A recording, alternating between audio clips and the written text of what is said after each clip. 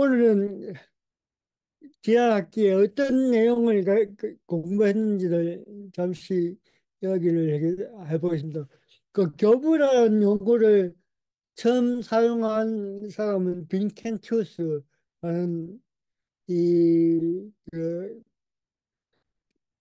마찬가지로 그 당시 주교인데 이 사람의 비강록에서 이 교부라는 용어가 처음으로 사용되었습니다. 그 교부의 기준은 네 가지입니다. 그 교부의 기준이 교부 어떤 사람은 이제 그 당시에 초대교 교회 때 많은 이제 우리가 알기로는 주교들도 있었고 감독들도 있었고 또 교회 지도자들이 많았는데 그 가운데서 이제 어떤 사람들을 어떤 이제 감독들 또 어떤 교회의 지도자들을 이제 교부라고 그렇게 불려지게 되는가에 대한 그 기준이 바로 네 가지라고 공통적으로 교부를 이해할 때 이 네 가지 기준에 입각해서 이제 어, 교부라고 그렇게 불려지기 시작했다고 그걸 먼저 이야기를 했습니다. 그래서 그 기준은 네 가지인데 첫 번째로 고려 교회에서 활동했던 사람들 인물 중이죠. 그러니까 이 고려 교회라는 것은 바로 그 사도들이 그 교회를 세우고 그 사도들에다 대부분 이제 순교를 당하거나 사도 시대가 지난 후에 그럼부터 이제 교회 지도자들이 생겼는데 그때 그러니까 AD 한 70년 경부터 이제 우리가 그 초대교회 또는 고대교회라고 그렇게 음, 그 연대적으로는 그렇게 기준을 정할 수 있을 것 같습니다. 그러니까 그 70년대부터 약 1세기 후반부터 2세기 말까지 또는 3세기까지의 그 당시 활동했던 그 기간에 활동했던 음, 기간에 바로 고려라고 교회 사적으로 그렇게 이제 정의를 할 수 있을 것 같습니다. 그래서 그 고려성, 고려교회에 활동했던 인물이어야 하고, 두 번째는 이제 그 당시에 우리가 이제 나왔는데 앞에서 들었던 그 여러 가지 이단들이 나타나면서 그 이단들을 방어해내고 음, 그런 이 고대교회의 가장 기준이 되었던 것은 바로 사도성이라고 할 수 있죠. 그 사도성이라는 것은 다름이 아니고 그 예수 그리스도의 사건을 어, 실제로 체험했던 그 사도들의 정언, 사도들의 정언을 기준으로 해서 그 기준을 유지하고 지켜나갔던 것. 그게 바로 정통, 그 당시에는 그걸 신앙이라고 합니다. 그러니까 다시 말해서, 사도들로부터 전해받았던 그 예수에 대한 정문들. 그러니까 이 당시에는 아직도 그 신약 성경이 형성되기 이전이었습니다. 그러니까 신약 성경이 형성되기 이전이었으니까 그 어떤 교회의 기준이 되고 또 신앙의 기준이 되었던 것은 바로 그 사도들이 어, 증거했던 또 정언했던 다시 말해서 어떻게 보면 캐리그마라고 할 수 있는 게 바로 다른 말로 하자면 사도성이라고 말할 수 있고 그 사도성을 유지했던 인물들이 바로 교부였다는 것이죠. 세 번째는 그 교부의 기준의 세 번째는 이제 교회가 인정하는 뛰어난 가르침을 베풀었던 사람들. 그 우리가 지난 학기에 했던 사람들이 클리멘트, 로마의 클리멘트, 그리고 이그나티우스, 그리고 폴리캅, 그리고 어, 디다케까지 다루었다. 그러니까 이 우리가 다뤘던 그 인물들은 바로 그 당시에 여러 교회들에게 그 어떤 자기들의 그 저술로서 저작물로서 영향을 끼친 그 인물이었다는 것이죠.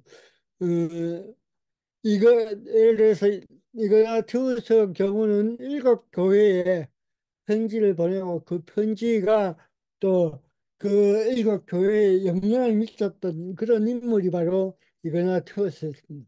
그 이그나티우스의 또 제자의 그 뭐랄까요 직위를 가졌던 인물이 바로 폴리카이고 그 폴리카프들 그러니까 이그나티우스 클리멘트가 바로 그 당시에 초대교회에 다시 말하면 그 사도성을 견지하고 또 유지하고 또 그래서 그 여러 교회에 자신들의 그, 그 서술들 편지를 가지고 영향을 끼쳤던 그런 인물들이었습니다. 그리고 네 번째는 그 클레멘트는 그 순교에 해당되지 않지만 이거나 투스나 폴리카비나 이런 인물들은 바로 또 순교까지 했던 그런 교회에서의 그 사람들이 또 여러 가지 면에서 그 진리에 그 캐리그마에 합당한 삶을 살았던 그 인물들이 바로 교부라고 그렇게 어, 물려졌다는 것이죠.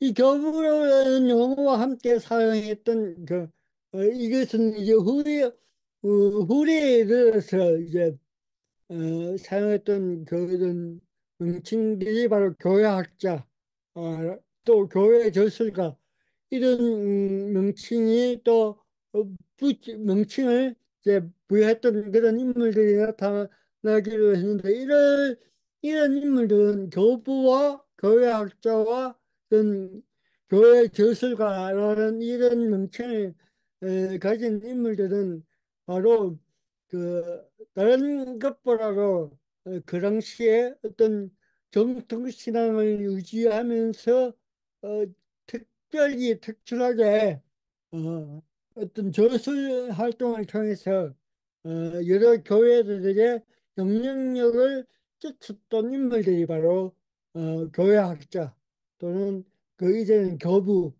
또 교회 저술가 그렇게 불려졌다는 것입니다. 그래서 교부라고 우리가 명시할 때 그게는 어, 다른 것보다도 그 정통신앙을 수호를 위해서 그리고 또 다른 어떤 감독들보다 다른 교회 지도자들보다 어떤 자신들의 그 저술 활동을 통해서 어, 그 신앙을 지키려고 어떤 인물들이 바로 교부라고 그렇게 말할 수 있겠습니다. 그래서 이 교부를 이렇게 여러 분류로 이제 시대적으로 분류하고 또 이렇게 내용적으로 분류하고 또 교회의 여러 가지 그 뭡니까 사건들로 분류할 수가 있는데 이제 저희는 내용에 따라서 이렇게 분류할 수가 분류, 분류를 했습니다. 그 내용에 따른 분류라는 것은 사도적 교부를 이 사도적 교부를 또 우리가 속사도 교부라고 그렇게 규정을 합니다. 그래서 이 사도적 교부를 말은 17세기에 와서 처음으로 사용했던 용어가 바로 이 사도적 교부를 였는데 우리가 지난 학기에 다뤘던 클리멘트 이 클리멘트는 로마의 클리멘트죠. 그리고 밑에 보시면 논쟁적 교부를 해보시면 또 알렉산드리아의 클레멘트가 나옵니다. 그러니까 클레멘트는 두 인물로 이렇게 볼 수가 있습니다. 안 위에 사도적 교부로에서 클레멘트는 노마의 클레멘트, 그 이제 그 논정적 교부로의 그 클레멘트는 알렉산드리아의 어, 교부입니다. 그리고 지난 학기에 나왔던 이그나티우스, 그리고 카르포스 바나바스 파피아스 를 이제 그 사도적 교부들로 그 이야기가 되는데 이 사도적 교부들의 어떤 그 공통점은 좀 이따 다시 말하겠지만은 이제 초대 교회가 세워지고 사도들이나 이 바울 사도에 의해서 그, 그 지역에 교회가 세워지고 그 교회의 어떤 그 일치와 또 통일성을 추구하려고 노력했던 인물들이 바로 사도적 교부의 특징이라고 할 수 있습니다. 그래서 이 교부들은 그러면서 교회 일치를 이야기를 하면서 또 한편으로는 이제 처음부터 그 초대교회부터 시작된 사터 오기 시작했던 그 이단들을 또 방어하는데 또 일조했던 인물들이 바로 이 사도적 교부들이었죠. 그래서 지난 학기는 클리멘트의 편지 그리고 클리멘트 2세라고 하는 그 익명의 편지인데 클리멘트 2세를 다뤘고 또 이그나티우스의 일곱 교회 보낸 편지를 지난주에 다뤘습니다. 지난 학기에. 그리고 지난 학기에 했던 게 바로 어, 폴리캅의 또 순교 이야기를 다뤘고 또 폴리캅이 빌립보 교회에 보낸 편지를 다루었습니다. 그리고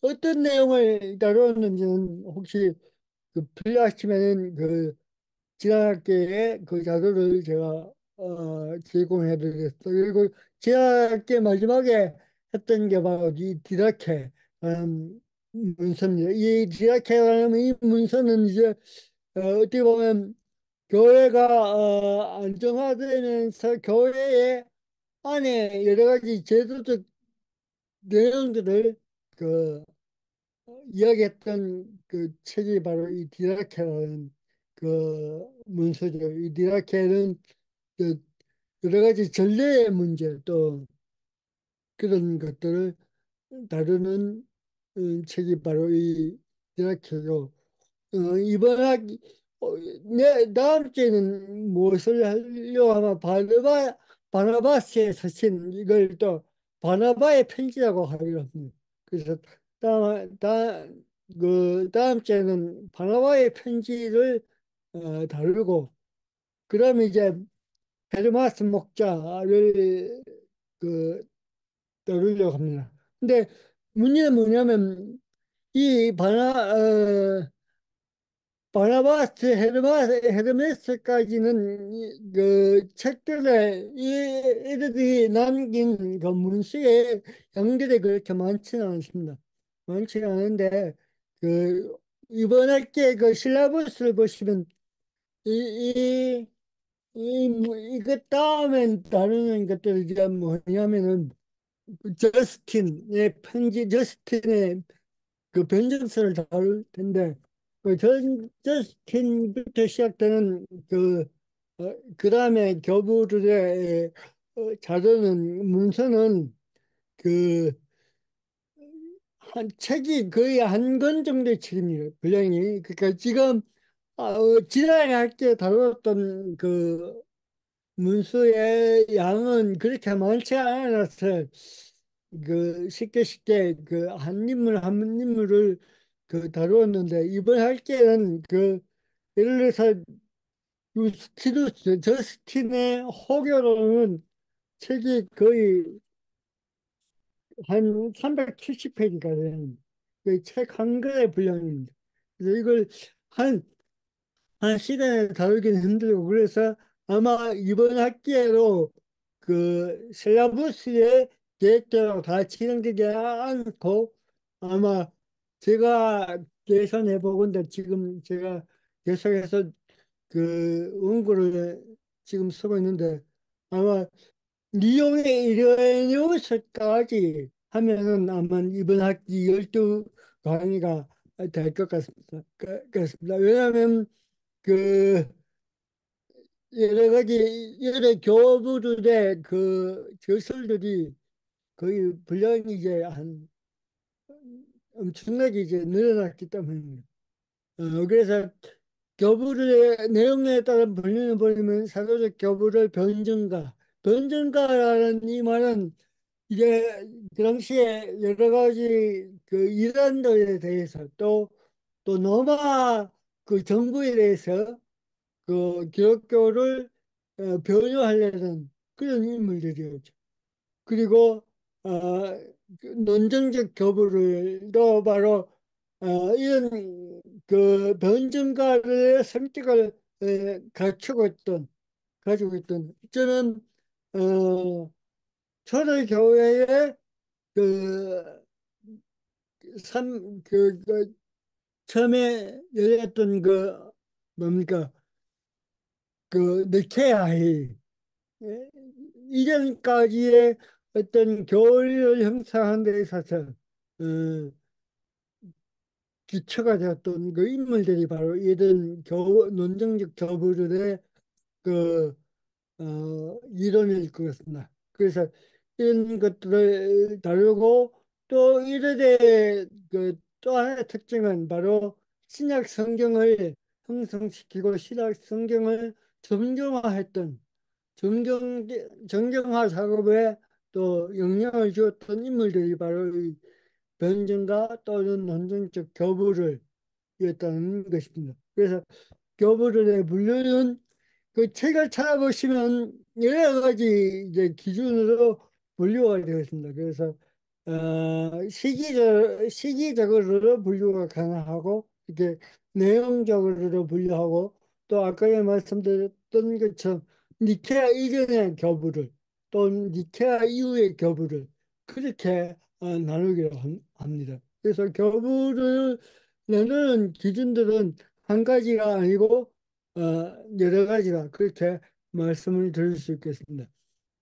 그 지난 학기에 우리가 했던 그 교부들의 원전은 나이트푸트, 나이트푸트하고 그 하머가 지은 그 속사도 교부를 이라는 책을 가지고 그 이 나이트푸트와 하머의 속사도 교부라는 이 책에 나오는 보시면 그 내용들이 있습니다. 이 내용들은 비트인션의 초기 기독교 거부, 그 다음에는 하고 다른 점은 뭐냐면은, 나이트 푸트가 지은 속사다 교부라는 이 책은 완전히 그 원전을 번역해 놓은 책입니다. 그래서 널 말하자면 나이트 푸트의 바나바 편지 원전을 바로 번역해 놓은 책이 바로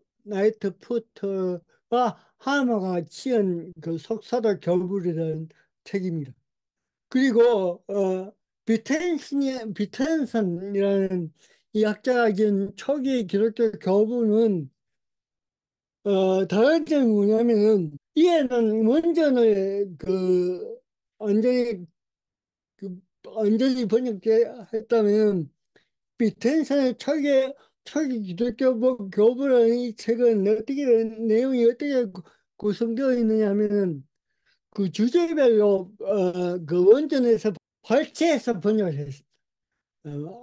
그 원전 자체를 전체를 번역했는 게 아니고 어떤 핵심적인 주제들을 가지고 그 주제에 맞는 그 원제들만 번역했다는 것이죠. 그래서 이 우리나라에 번역된 이 그 석사로 교부를 책에 그 제가 두 권을 소개시켜드렸습니다. 하나는 속사다 교부를, 그리고 초기 기독교 교부를, 지난 학기에 제가 소개를 해드리고, 지난 학기에 우리가 다뤘던 그 모든 내용들은 그 너트푸트의 속사도 교부를 통해서 그 편지 전체 내용들이 무엇인지를 밝히고 또 어떤 내용들이 거기에 있는가를 어, 알아보는 거라고 그렇게 강의를 진행했습니다. 그리고 비텐션의 그 책은 전체 내용을 알 수는 없고 동시에 이 비텐션 책은 바로 그 어떤 핵심적인 주제, 예를 들어서 뭐 예수 그리스도 성육신은 또 예수 그리스도의 성육신에 대한 부분적인 발췌만 다루고 있기 때문에, 예를 들어서 로마의 클레멘트의 전체 편지에 대한 내용을 알 수가 없다는 것이요. 그게 비텐슨의 서디 지은 초기 기독교 교부의 책의 어떻게 보면 한계일 수 있죠. 그래서 우리가 음, 여러분들 앞으로 교부를 보시려면 제가 생각하기에는 이렇게 어떤 주제를 가지고 어떤 원문을 교부들의 원문을 발췌해서 번역했던 것보다 그, 어, 그 저술 전체를 원문 전체를 보는 게 중요할 것 같습니다. 그래서 그 두 번째 책은 그 첫 번째 책을 보는 데 있어서 하나의 참고용으로 사용하면 될 것 같습니다. 그리고 이번에 제가 교보들의 원전이 다 이제 한국에 번역되어 있지 않습니까?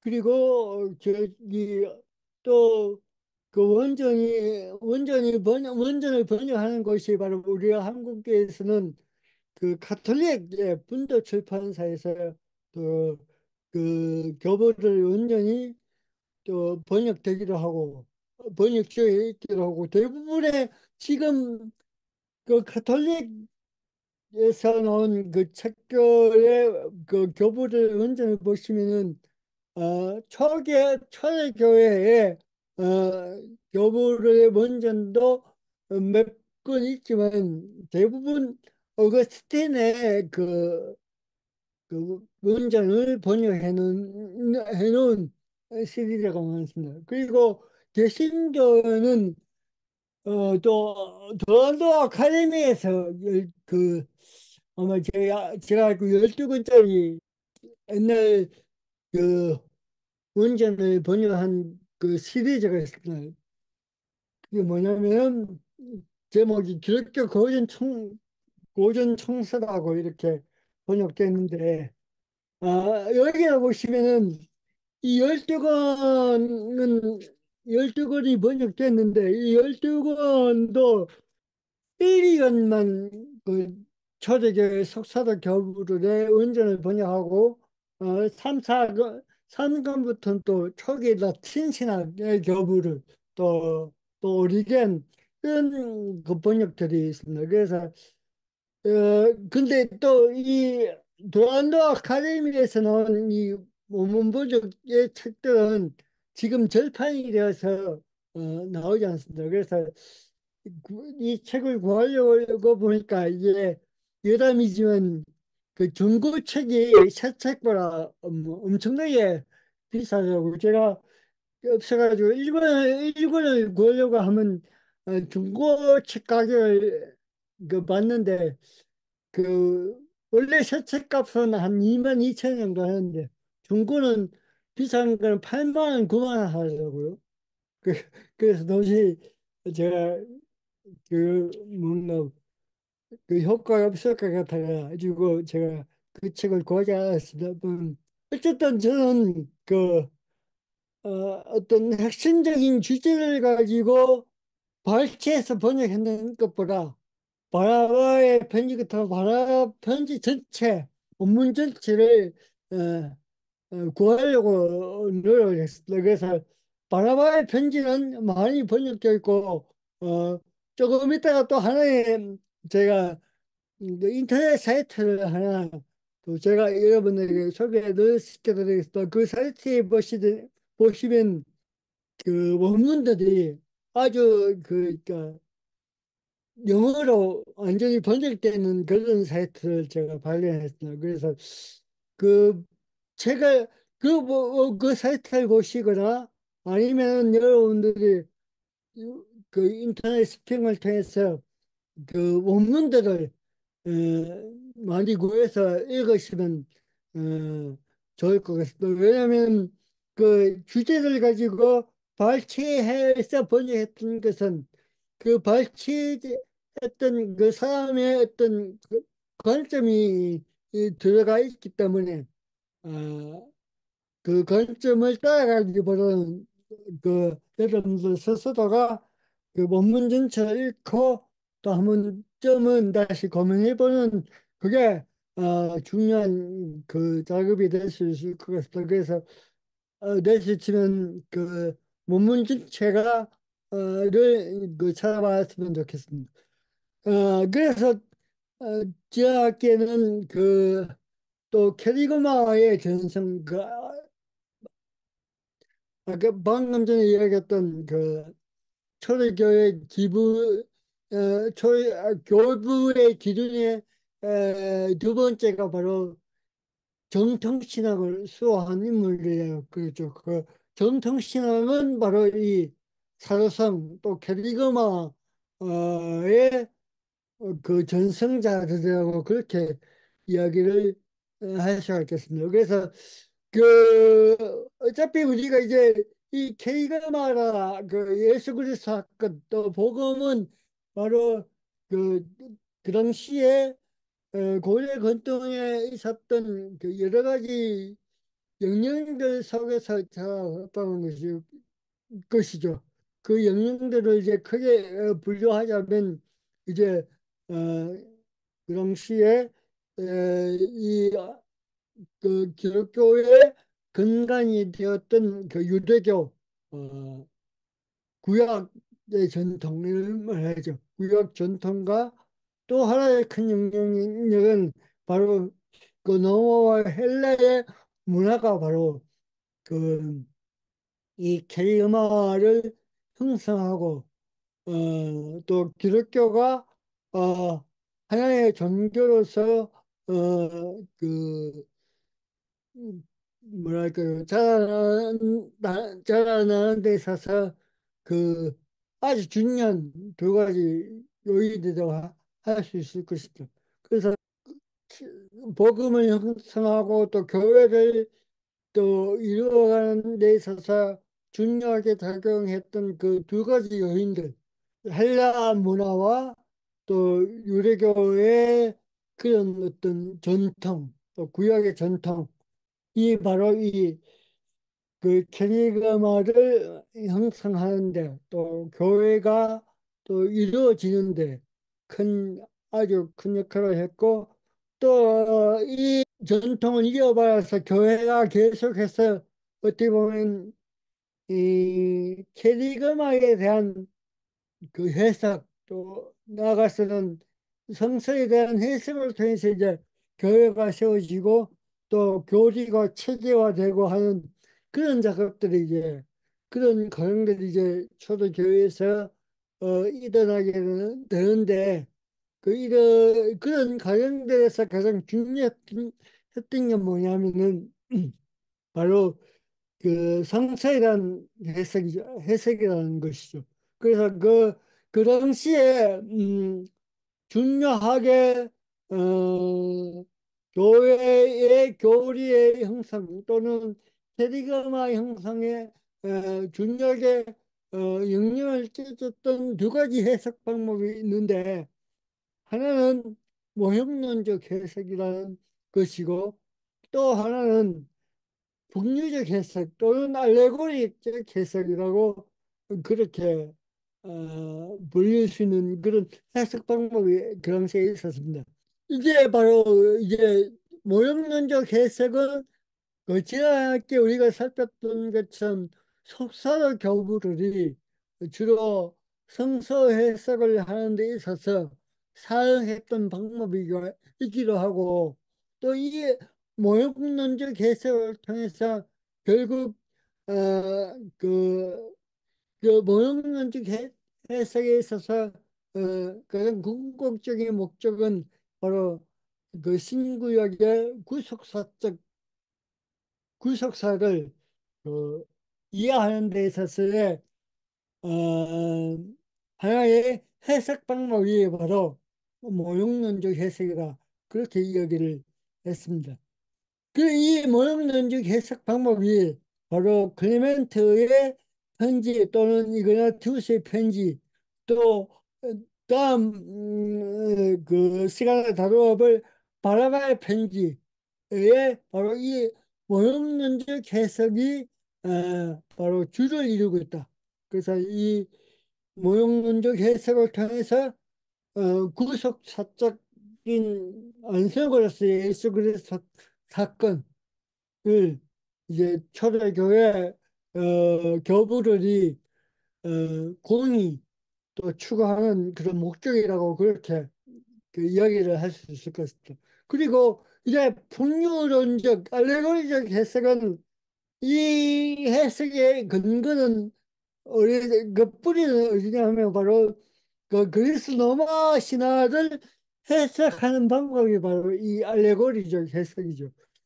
그 이 알레고리 해석의 이제 해석을 이제 그 이 성서를 해석하는데 이제 그 수행했던 인물이 대표적으로 이제 필론이라고 그렇게 예를 들었습니다. 그 필론은 바로 그 이제 유대교가 그 성전이 파괴된 이후에 그 노마의 그 지배된 노마의 지배를 받게 된 이후에 이제 유대교의 학자로서 이제 그 노마에서 활동했던 인물이 바로 이 필론인데 이 필론의 그 성서 해석 방법, 구약을 어떻게 해석했는가 했을 때, 이 필름의 해석 방법은 바로, 알레고리적 해석 방법을 취해서 이제 그 구약 성경을 해석했고, 이 필름이 그 활용했던 이 알레고리 해석 방법은 바로 누구에게 이제 영향을 끼치는가 하면은 우리가 앞으로 다루게 될 오리겐 예, 그 성서 해석 방법에 큰 영향을 끼치는 그런 또 그 요인이 되기로 합니다. 요인이 되기로 합니다. 그래서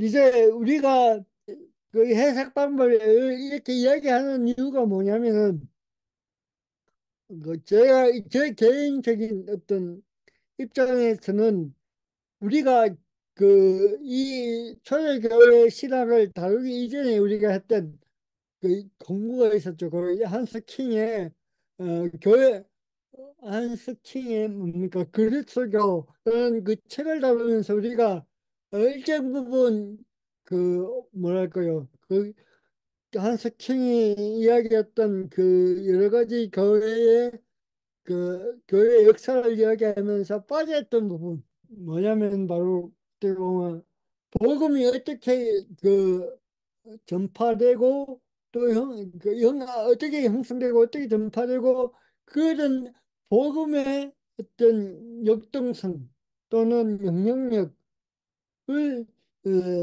그 한석킹의 그 그리스도교라는 그 책에서 우리가 읽을 수 없다는 그것 때문에 어떻게 보면 이 초대교회 신학을 우리가 시작했는 겁니다. 그래서 왜 그러면 한스킹은 이런 그 캐리그마의 역사 또는 복음의 어떤 역동성에 대해서는 언급되지 않고 그 단순히 어떤 교회의 어떤 기독교의 윤리적 측면에서만 교회를 교회 역사를 판단하고 또 이해를 했을까? 이에 대한 또 다른 어떤 교회사를 하면 이제 복음의 열등성에서 한번 찾아보자는 그 취지에서 우리가 지금 이 교부 초대교회의 신학을 다루고 있습니다. 결국은 뭐냐면은 제가 지난학기에 이야기했던 것처럼 그 알레고리 해석의 목표는 뭐냐면 바로 그 윤리성이죠. 윤리적 어떤 의미를 획득하는 게 바로 이 알레고리 알레고리 해석의 목표라고 할 수 있습니다.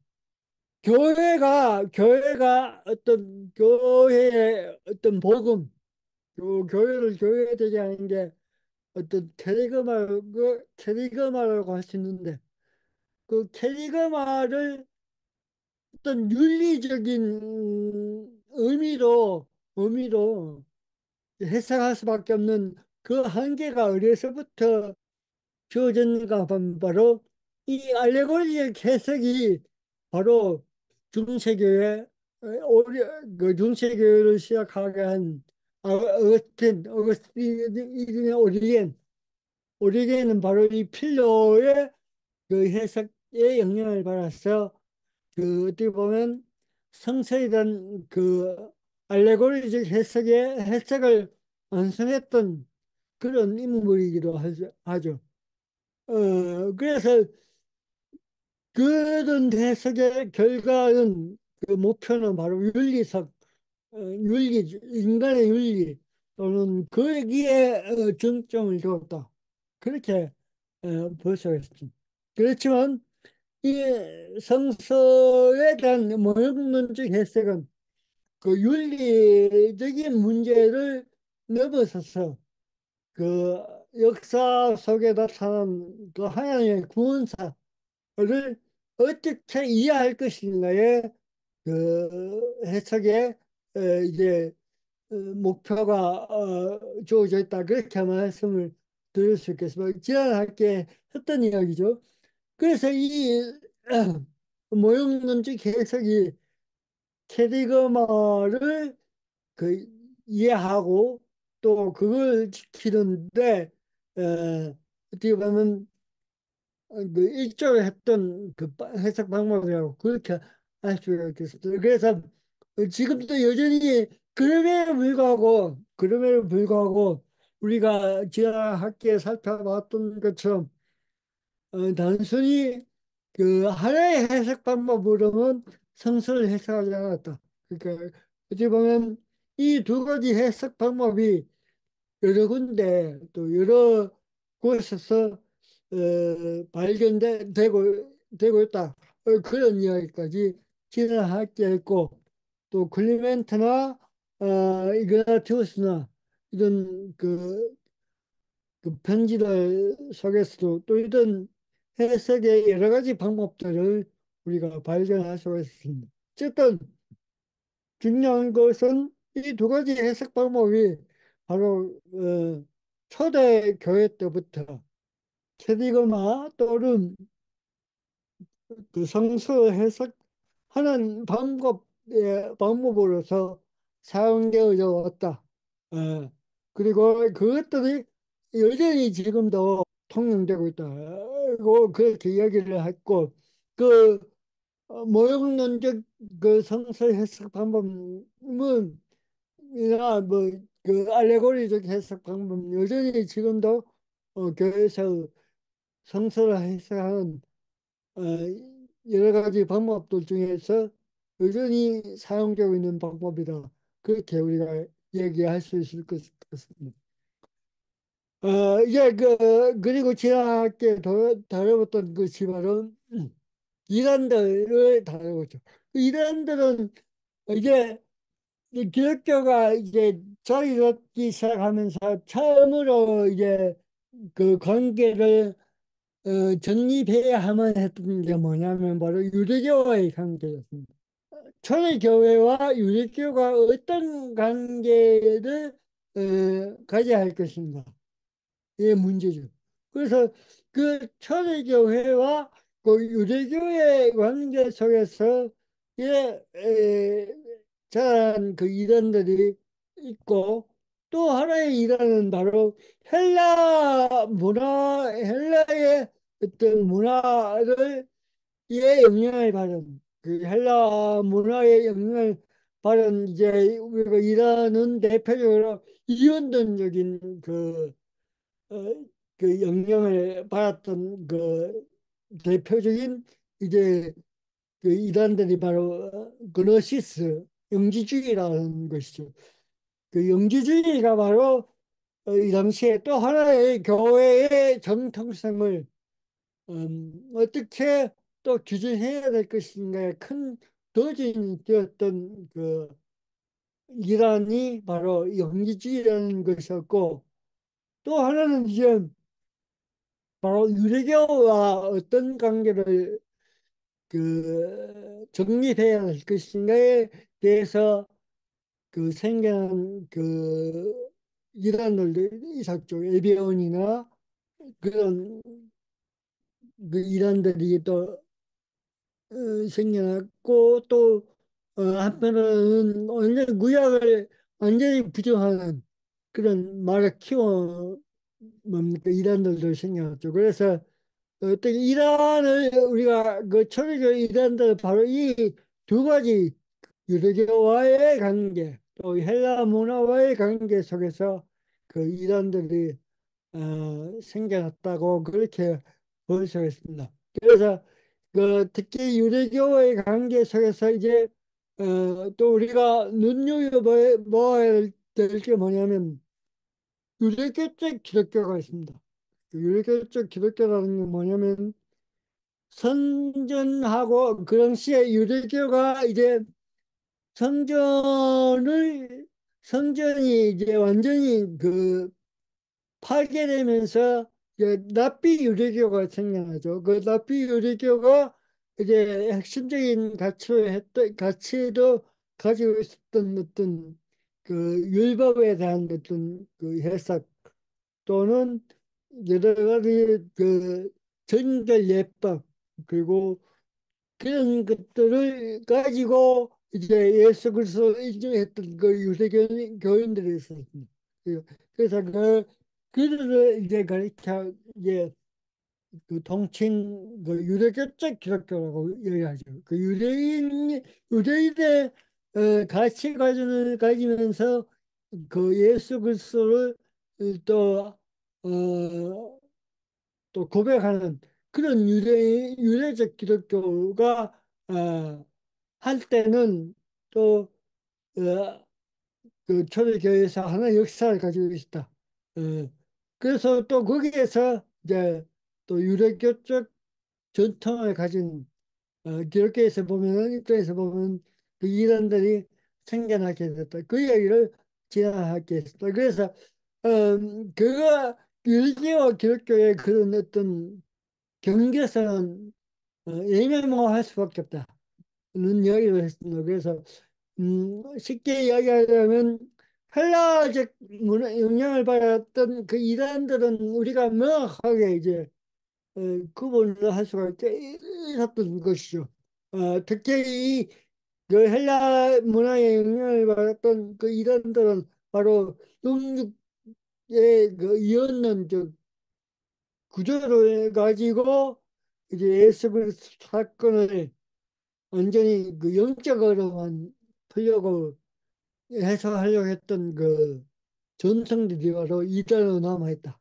는 이단으로 이제 그 당시에 그 흘러갔다는 그렇게 보면 그 헬라 문화의 영향을 받았던 그 기독교 이단들은 쉽게 우리가 구분할 수 있습니다. 문제는 뭐냐면 유대교와 기독교의 관계에 그 경계선을 어떻게 이제 규정하고 할 것인가는 여전히 그 하나의 그 어려운 과제라고 그렇게 이야기를 할 수 있고, 예, 그런 것들이 이제 그러면서 이제 또 하나의 이제 어떻게 보면 유대교와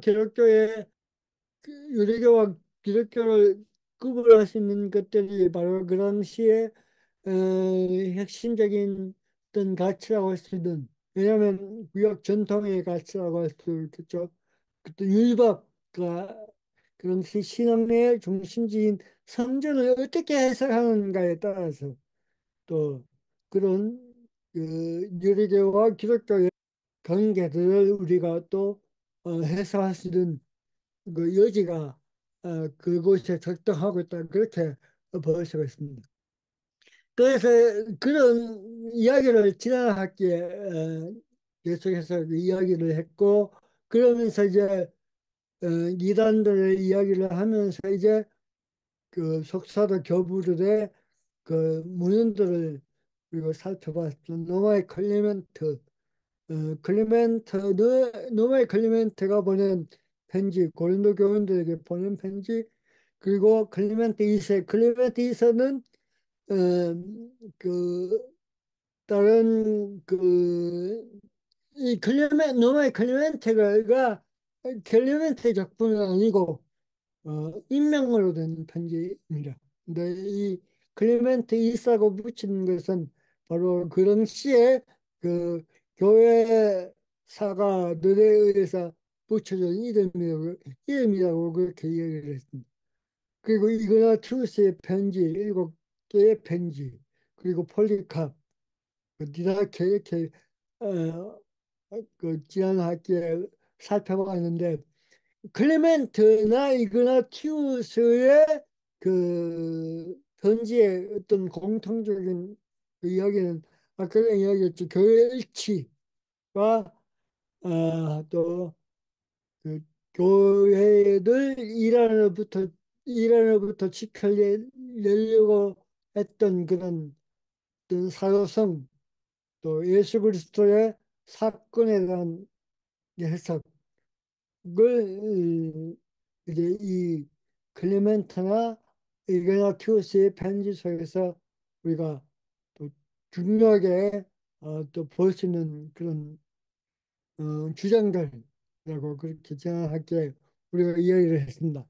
그러면서 이제 폴리카의 그 사화를 순교 이야기를 우리가 지향했는데, 그 폴리카의 순교 이야기 읽어보시면, 그게 또 특별히 우리가 볼 수 있는 게 바로 유대교와의 대리의 문제가 또 이 폴리카의 순교 이야기 속에서 떠오르는 하나의 사건을 우리가 거기 그 폴리카의 순교 이야기에서 우리가 찾아볼 수 있다. 그 이야기를 제안하기 했습니다. 그리고 마지막으로 다뤘던 게 바로 디다케. 디다케는 이 문서는 발견된 지 얼마 안 됩니다. 그래서 이 디다케라는 이 문서에서는 교회의 전례에 관한 여러 가지 질서와 규칙들에 대한 이야기를 다루고 있는 것을 지향하게 이야기했습니다. 그 지나게 다뤘던 그 원문들은 쉽게 구할 수가 있습니다. 그래서 앞에서 이야기했던 그 나이트 푸트의 책을 보시면 그 지나게 다뤘던 그 문서들의 원문들을 이제 볼 수가 있습니다. 그래서 그 책을 보시면 되겠습니다. 어, 그리고 마지막으로 이제 이번 학기 강의를 준비하면서 읽었던 책들 중에서 몇 개를 소개를 해드리고자 합니다.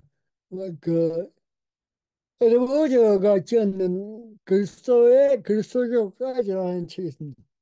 이 책은 어, 예수 그리스도 사건이 어떻게 그 하나의 종교로서 형성되었는지를 자세하게 설명하면서 이 그리스도교가 끝까지 하나의 종교로서 어떻게 보면 발전을 할 수 있는 게 무엇인가를 이 책에서 이야기를 하고 있습니다. 그래서 그리스도에서 그리스도교까지 여기에 결론을 보시면은 그 우리가 추구하는 그 내용들이 바로 여기에 있습니다. 이 엘워즈의 그리스도에서 그리스도 교과서 책의 결론에 에드워즈는 그 기독교를 지키고 또 유지하고 교회가 발전되고 하는 가장 기본적인 핵심이 뭐냐면 예수님을 여기서는 이렇게 이야기하고 있어. 키오스 에스스. 그러니까 예수는 주님이시다. 다른 말로 하자면 이 캐리그마의 어, 핵심이라고 하시죠. 예수님은 주님이란 어떻게 보면 이 선포가 그 당시의 모든 종교와 문화와 그 모든 것들을 이겨내고 하나의 기독교라는 그 종교에서 어, 그 어떤 입지를 굳히시는 힘이 뭐냐? 그 요인이 뭐냐? 이 엘버즈는 이 책에서 그것은 바로 다른 게 아니고 예수님은 주님이시다. 라는 그 캐리그마를 끝까지 유지하고 있었기 때문에 교회가 어, 세워지고 유지될 수 있었다는 이야기를 이 책에서 하고 있습니다. 그리고 두 번째, 어만이라는 사람이 어만이라는 학자가 지은 이 사람 미국 사람인데 그 신약 성서와 그리고 초대교회의 여러 가지 문서들이 어떻게 형성되었는가, 특히 교회의 성경은 어떻게 해석되었는가를 그 여러 가지 자료들을 수집하고 또 정리하고 했던 했던 것을 모아놓은 책이 바로 이 신약성서라는 어만이 지은 바트 어만이 지은 신약성서라는 이 책입니다. 여기를 보시면 그 신약 성경의 형성, 또는 교부 문헌들의 형성, 또 외정 위정들의 형성, 여러 가지 자료들을 이 책에서 기록하고 있는 책입니다. 그리고 마지막으로 버튼이 지었는 성서 역사라는 책이 있습니다. 이 책도 이제 앞에 그리스도의 대한 그 책과 또 유사한 면이 있는데 어쨌든 이 책의 성서 역사는 초일교 때부터 성서를 어떻게 이해하고 특히 그 구약을 어떻게 이해를 했는가, 교회에서 초대교회가 또 초대교회 교부들이 성서를 어떻게 이해를 했는가를 연구해 놓은 책이 바로 이 성서의 역사라는 책입니다. 그래서 제가 이번 학기에 여러분들이 꼭 보았으면 좋은 책들이 바로 이런 책들입니다. 이 중에서 여러분들이 뭐 다 사서 읽어 보시면 좋을 것 같지만 저는 추천한다면 에버즈의 밀스의 그리스도교까지 하는 책은 한번 사서 읽어보시면 많은 도움이 될 것 같습니다. 그리고 나머지 이 사이트에 들어가 보시면 그 기독교의 문서들, 그 교부들의 문서들의 문서를 다 여기에 다 해놓고 있습니다. 여기 보시면 그 문서들을 누가 어떻게 번역했는가에 따라서 그, 그 문서를 볼 수 있습니다. 근데 또 또 이게 편리한 게 뭐냐면 이걸 전부 다 또 한글로 번역해서 볼 수가 있습니다.